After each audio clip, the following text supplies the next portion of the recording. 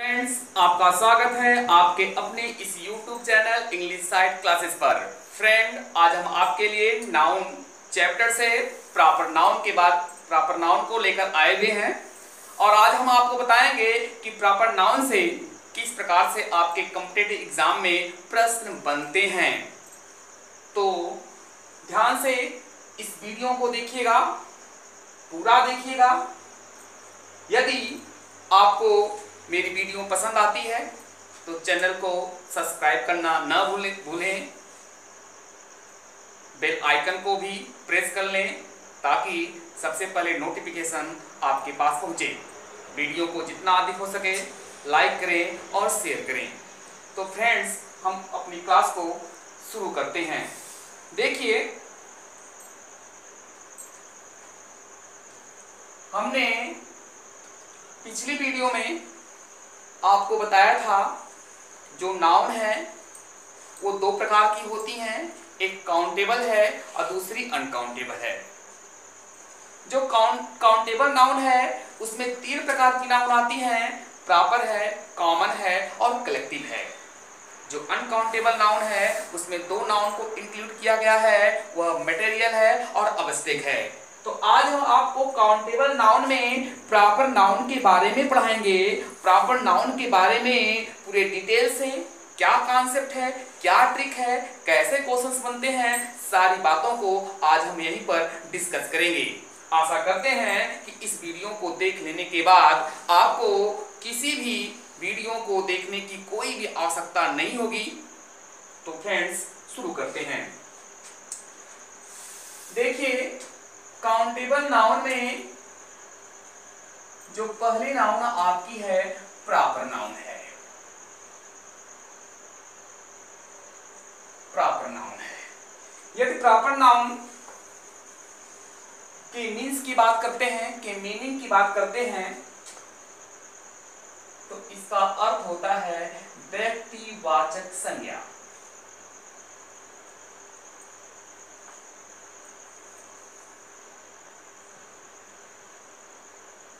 व्यक्तिवाचक संज्ञा। अब सबसे पहली बात होती है कि प्रॉपर नाउन की क्या डिफाइन है, क्या डिफिनेशन है और कौन कौन से नाउन ऐसी नाउन होती हैं जो प्रॉपर नाउन के अंतर्गत रखी जाती हैं। सबसे पहले आपको यह जानना होगा। तो देखिए, प्रॉपर नाउन का मीन्स होता है व्यक्तिवाचक संज्ञा, बट वह व्यक्तिवाचक संज्ञा कोई स्पेसिफिक होती है, कोई पार्टिकुलर होती है। अर्थात दो पॉइंट यहां समझ में आ रही है, स्पेसिफिक या पार्टिकुलर।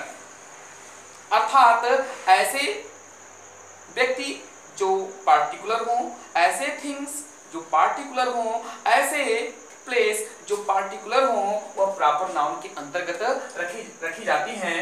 तो प्रॉपर नाउन में केवल पार्टिकुलर पर्सन, प्लेस और थिंग्स को ही रखा गया है। तो उसके हिसाब से यदि हम इसकी डिफाइन करें तो हम कह सकते हैं, देखिएगा, कि प्रॉपर नाउन या the name of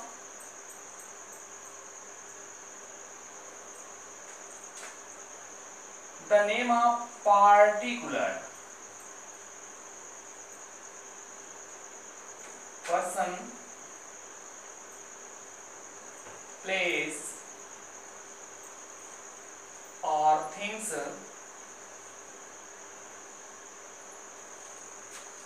are called proper noun।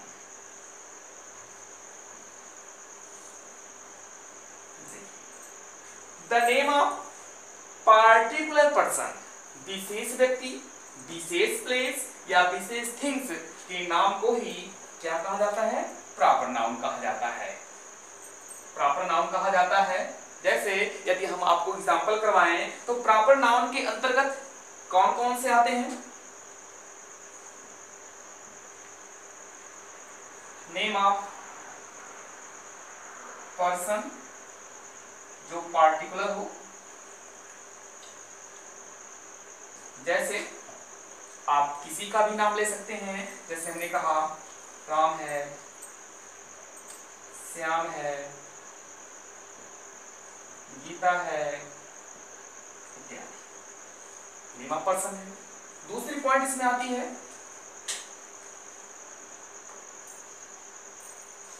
Name of things, जैसे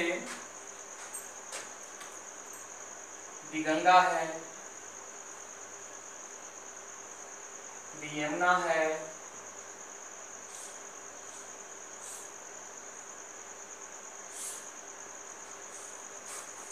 दी हिमालयाज है, ऐसे। और तीसरी पॉइंट है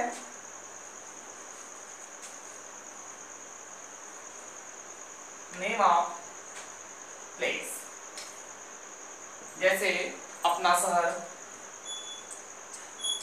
आजमगढ़ है, लखनऊ है, दिल्ली है। ऐसे पार्टिकुलर नेम को प्रॉपर नाउन कहा जाता है। तो आशा करते हैं कि ये डिफाइन एग्जाम्पल आपको समझ में आ गया होगा। अब मेन पॉइंट ये है कि इन तीनों पॉइंट से किस प्रकार से आपके एग्जाम में क्वेश्चन बनते हैं, सबसे मोस्ट इंपॉर्टेंट बात आपके लिए यही है। तो हम आपको आज बता रहे हैं कि जो द नेम ऑफ पर्सन है, ध्यान दीजिएगा, जो द नेम ऑफ पर्सन है, यहां से एक क्वेश्चन बन ही जाता है the name of person proper noun में। किस प्रकार से बनता है हम आपको बता रहे हैं, तो ध्यान से देखिएगा।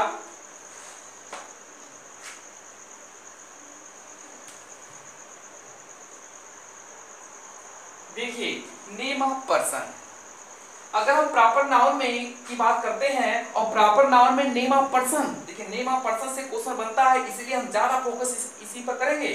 तो प्रॉपर नाउन में यदि हम नेम ऑफ पर्सन की बात करते हैं तो पहली पॉइंट है कि जो प्रॉपर नाउन होती है, ध्यान दीजिएगा, जो प्रॉपर नाउन होती है वह ऑलवेज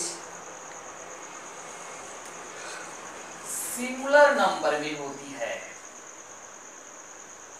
पहली पॉइंट रिमेंबर दैट फ्रेंड्स, इसको आप हमेशा याद रखिएगा कि जो प्रॉपर नाउन होती हैं, ये सारी जो प्रॉपर नाउन है हमेशा सिंगुलर नंबर में ही होती हैं। और इसकी जो दूसरी पॉइंट है, इस प्रॉपर नाउन में थिंग्स प्लेस की बात मैं नहीं कर रहा हूं, सिर्फ नेम ऑफ पर्सन की बात कर रहा हूं, बस नेम ऑफ पर्सन की बात कर रहा हूं कि प्रॉपर नाउन में नेम ऑफ पर्सन के पहले, जैसे राम है, श्याम है, गीता है, नेम ऑफ पर्सन है, इनके पहले ए एंड द, ध्यान दीजिएगा, ए एंड द का प्रयोग नहीं किया जाता है। अर्थात यदि हम आपको एग्जाम्पल के थ्रू समझाएं, तो अगर हमने आपको कोई सेंटेंस दिखा, जैसे हमने एग्जाम्पल के रूप में आपको दिया, आई एम टॉकिंग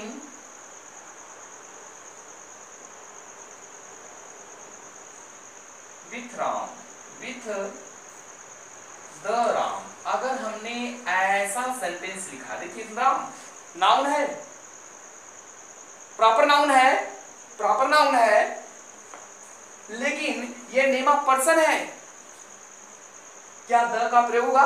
इस कंडीशन में नहीं हो पाएगा। अर्थात ऐसा सेंटेंस रॉन्ग है कि प्रॉपर नाउन में नेम ऑफ पर्सन के पहले ए और ए एंड द का प्रयोग नहीं किया जाता है। हो गया प्रयोग, तो जैसे ही प्रयोग हुआ यहीं पर एरर मिल गई आपको। अर्थात सेंटेंस को करेक्ट कैसे करना होगा, तो I am talking with the, आपको यहां से रिमूव कर देना है राम। एक तो ये एग्जांपल है। हमने अभी भी बताया कि प्रॉपर नाउन में प्रॉपर नाउन के नेम ऑफ पर्सन में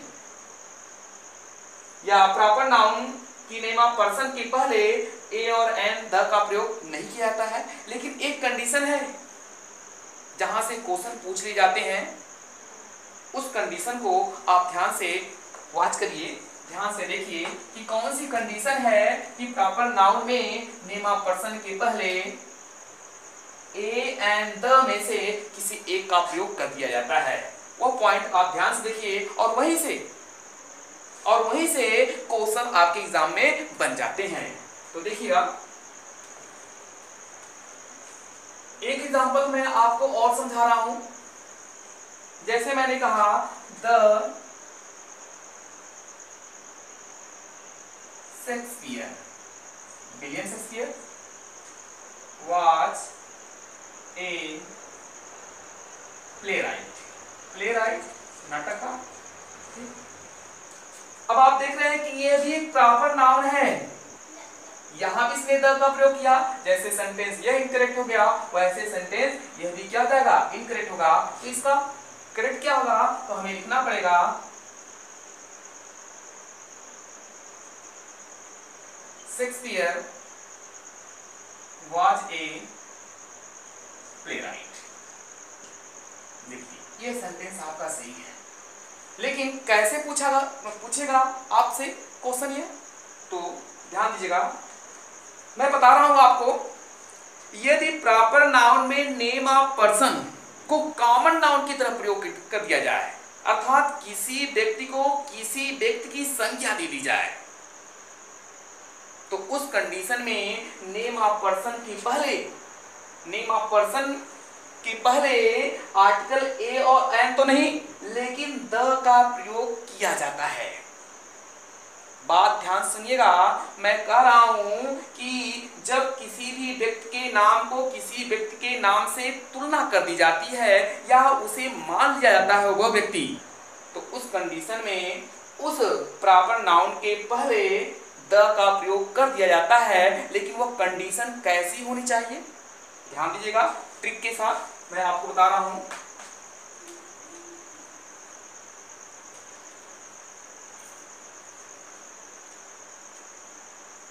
अब आप देखिएगा कॉन्सेप्ट, थोड़ा ध्यान दीजिए कॉन्सेप्ट पर।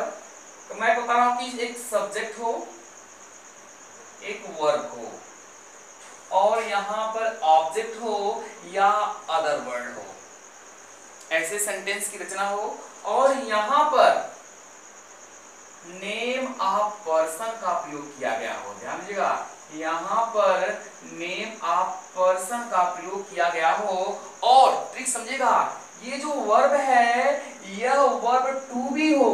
टू बी का मतलब क्या, वर्ब टू बी हो, वर्ब टू बी हो, अर्थात या तो यहां इज हो, एम हो, आर हो, वाज या वर हो, इन पांचों में से एक वर्ब हो, लेकिन अपने बाद वर्ब की फोर्थ फॉर्म अर्थात आईएनजी न लेकर आया हो, तभी यह वर्ब टू बी कहलाएगा।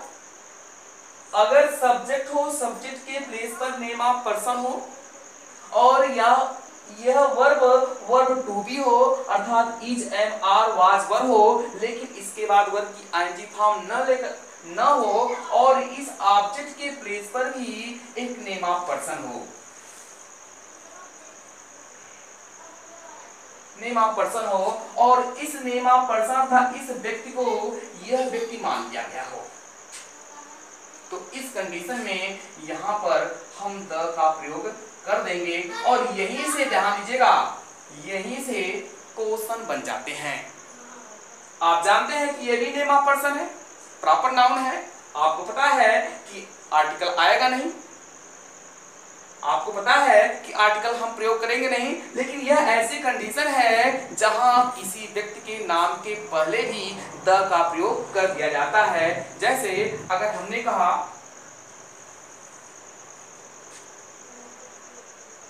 द कालिदास,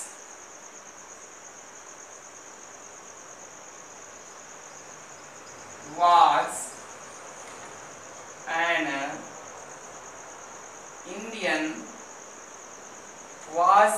Indian writer या पोएट। देखिए यहां पर कालिदास है, यहाँ पर क्या है, कालिदास है, तो यह नेम ऑफ पर्सन है, वर्ब टू बी आया है, लेकिन क्या यहाँ पर भी नेम ऑफ पर्सन है? नहीं न है। तो इस कंडीशन में इस कालिदास के पहले यह द रॉन्ग है, यह द क्या है, गलत है, यह द नहीं होना चाहिए। लेकिन यदि कालिदास को किसी व्यक्ति की संज्ञा दे दी जाए तो उस व्यक्ति के पहले हम द का प्रयोग कर देंगे। जैसे यदि हमने आपको सेंटेंस के रूप में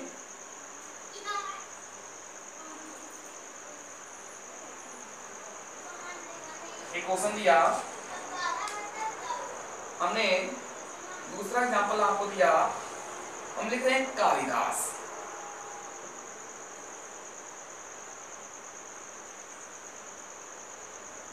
इज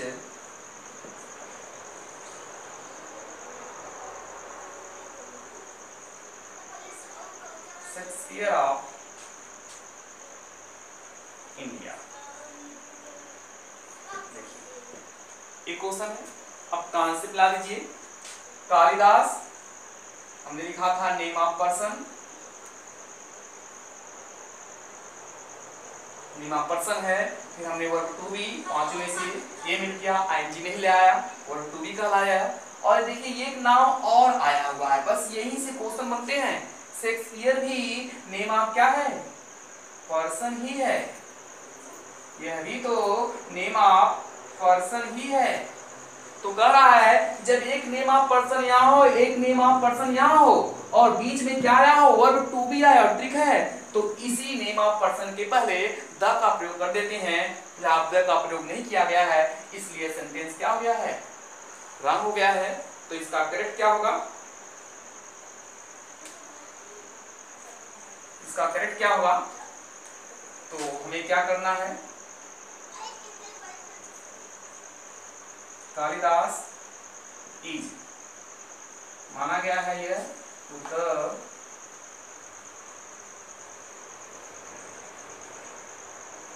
शेक्सपियर